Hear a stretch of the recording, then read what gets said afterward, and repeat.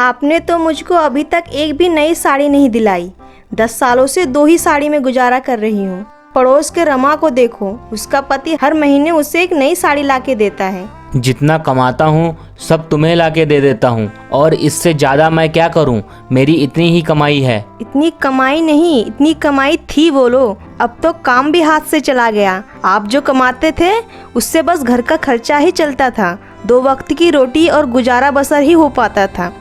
अब तो वो भी नहीं मिलेगी खाने को। अब तो आपको काम से ही निकाल दिया। वही मैं भी सोच रहा हूँ, आखिर मुझे काम कहाँ मिलेगा? बिरयानी बनाने के अलावा मुझे और कुछ नहीं आता। दुनिया कहाँ से कहाँ पहुँच गई। आप तो अपनी गुलामी से बाज ही नहीं आते। मैं तो कहती हूँ आप अपना दुकान खोल लीजिए बिरयानी की। मैं भी हाथ बटा दिया करूँगी। मैंने कुछ पैसे बचा के रखे थे, ये लीजिए वो पैसे। इससे बिरयानी बनाने का सामान ले आइए। महेश बिरयानी का सामान लेके आता है और दूसरे ही दिन बाजार में जाके बिरयानी की दुकान लगाता है। महेश के पास पैसे की कमी होने की वजह से वह अपना दुकान एक ठेली पे लगाता है। आ जाओ, गर्मा गर्म बिरयानी खाओ। पहले ही दिन महेश के बिरयानी की खुशबू ग्राहकों को खींच लाई। क्या आपने आज ही लगाया है? नई दुकान लग रही है, कैसे दिए? दोस्त, आज पहला दिन है ना, इसीलिए आज हम किसी से पैसे नहीं लेंगे। बस आप बिरयानी खाइए और बताइए कि कैसा बना है। आपका बनाया हुआ बिरयानी तो बहुत ही स्वादिष्ट है। आपको तो किसी बड़े होटल में होना चाहिए था। वो सब छोड़िए, आप बस बिरयानी के मज़े लीजिए और अपने दोस्तों को भी लेके आइए। हाँ हाँ, मैं तो आऊँगी और साथ में अपने दोस्तों को भी लेके आऊँगी। महेश के हाथ की बिरयानी सभी ग्राहकों को पसंद आता है और सभी लोग बिरयानी खाने के साथ साथ घर भी ले जाते हैं, जिससे महेश की अच्छी कमाई होती है। बिरयानी की दुकान तो बहुत अच्छी खासी चल रही है। इस तरह रहा तो अच्छे पैसे बन जाएंगे। हाँ, अब हमारी गरीबी जल्दी ही दूर हो जाएगी। हम लोग अपना खुद का अच्छा सा घर खरीद सकते हैं। महेश का दुकान चलता देख पास के ढाबे वाला बड़ा परेशान था और महेश पर गुस्सा भी था। अभी कुछ करना पड़ेगा, नहीं तो ये महेश मेरे सारे ग्राहक को काट देगा। ढाबे वाला ठेले को बंद करवाने की तरकीब सोचने लगता है। दूसरी तरफ महेश के ठेले पर बहुत ही भीड़ लगी रहती है। लोग बड़े मजे से बिरयानी खा रहे थे, तभी अचानक तेज बारिश शुरू होने लगती है। बारिश की वजह से महेश का चूल्हा बुझ जाता है और सारा कोयला भीग जाता है। बिरयानी के पतीले में पानी भर जाता है और सभी ग्राहक महेश की ठेली छोड़ के बहुत से भागने लगते हैं। ऐसा रहा तो हम बिरयानी की ठेली कैसे लगाएंगे? हम एक काम करते हैं, हम अपने घर से बिरयानी बना के फिर बेचने जाते हैं। महेश ने घर पर ही बिरयानी बनाई और बिरयानी के पतीले को साइकिल में रख के उसे बेचने चला गया। अरे बिरयानी तो एकदम ठंडा है और खड़े होकर कैसे खाऊं? बैठने की एक भी जगह नहीं है। मुझे नहीं खाने तुम्हारे यहाँ के ठंडे बिरयानी। महेश की बिरयानी खरीदना कोई भी पसंद नहीं कर रहा था।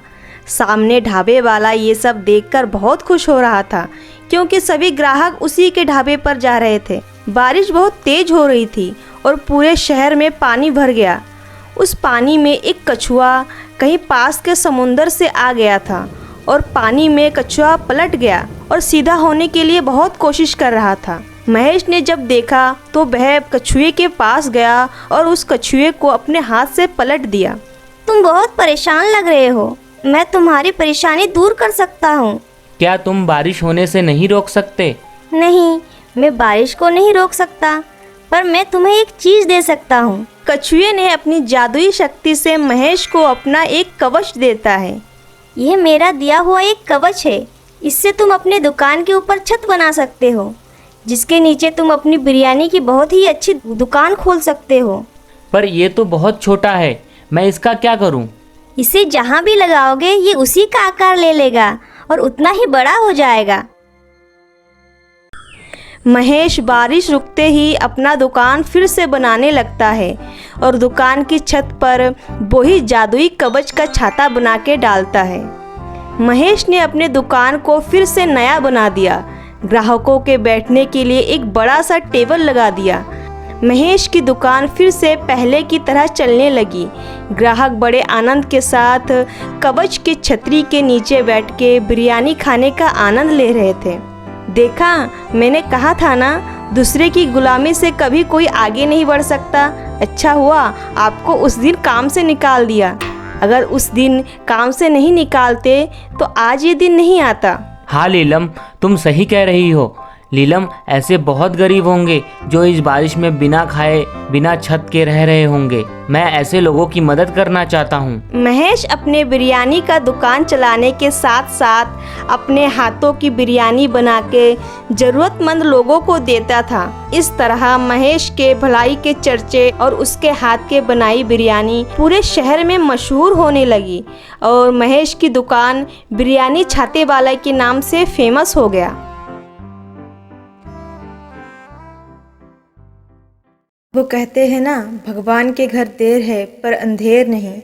हर किसी की किस्मत बदलती है लेकिन सही समय आने पर। ऐसी ही एक कहानी है रामू की। रामू नाम का एक व्यक्ति था जो गांव में अपनी पत्नी के साथ रहता था।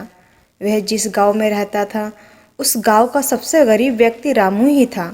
रामू के गांव के पास एक नदी थी और नदी के उस पार शहर था।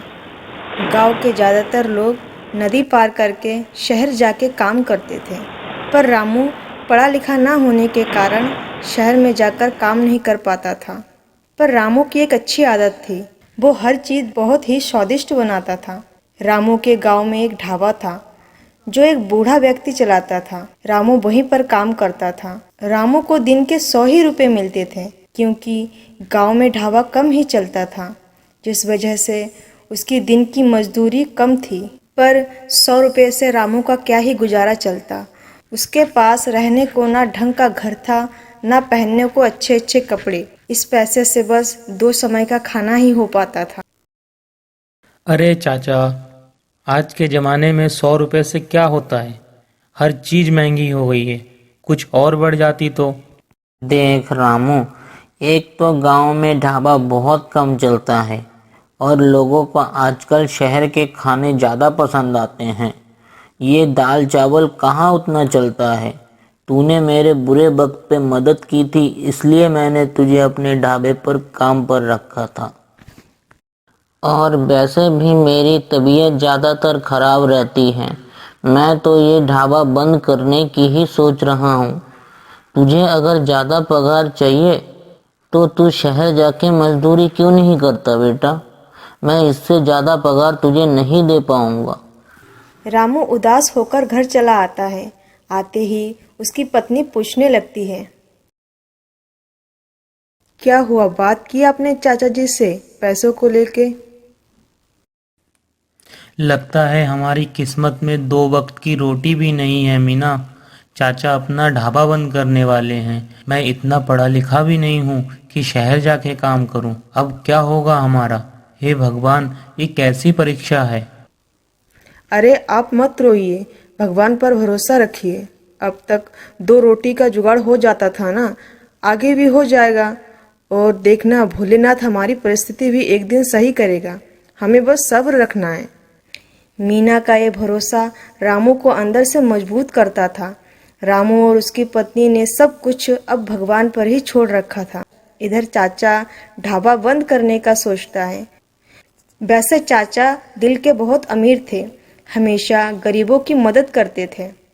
अगर मैं अपना ढाबा बंद कर दूं तो मेरे भी तो कुछ निजी खर्चे हैं, उसे मैं कैसे पूरा करूंगा? मेरा तो आगे पीछे कोई नहीं है।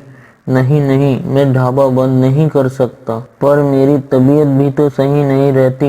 नहीं, मैं ढाबा बंद नहीं कर सकता। कोई तो समाधान निकालना पड़ेगा।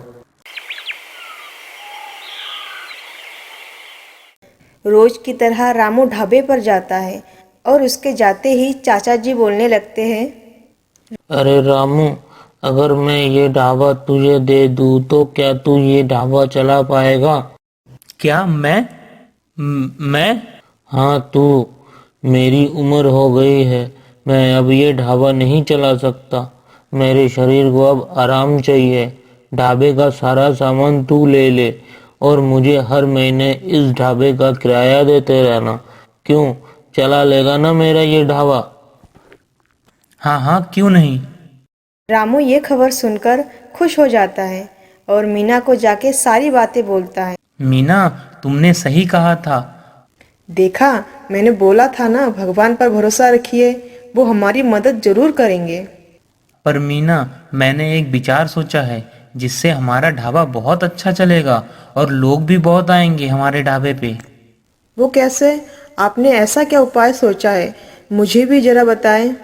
मैंने ये सोचा है कि हम दाल चावल ही नहीं बल्कि शहर के लोग जो सबसे ज़्यादा पसंद करते हैं वही बेचूंगा। और ये ढाबा गांव में ना लगा के नदी के उस पार नाव पर लगाऊंगा ताकि शहर के लोग नाव में बैठ के खाने का स्वाद ले सकें। अरे वाह, आपका ये विचार तो बहुत अच्छा है। पर शहर के लोग ज्यादा क्या पसंद करते हैं? मैंने सुना है शहर के लोग ज़्यादा मोमोज पसंद करते हैं और तुम्हें तो पता ही है मुझे सब बनाना आता है। रामू वही करने लगा। चाचा का सारा सामान लेके घर से मोमोज बना के नाव में सवार होकर गांव से दूर नदी के उस पार चला गया और नाव पर ही मोमोज का ढाबा खोल लिया।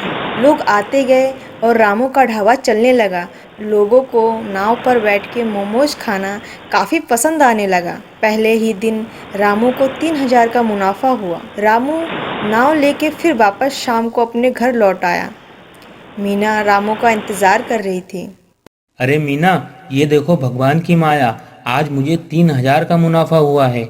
ऐसा ही चलता रहा तो वो दिन दूर नहीं जब हमारे पास भी सबके जैसा घर होगा और अच्छे अच्छे कपड़े होंगे।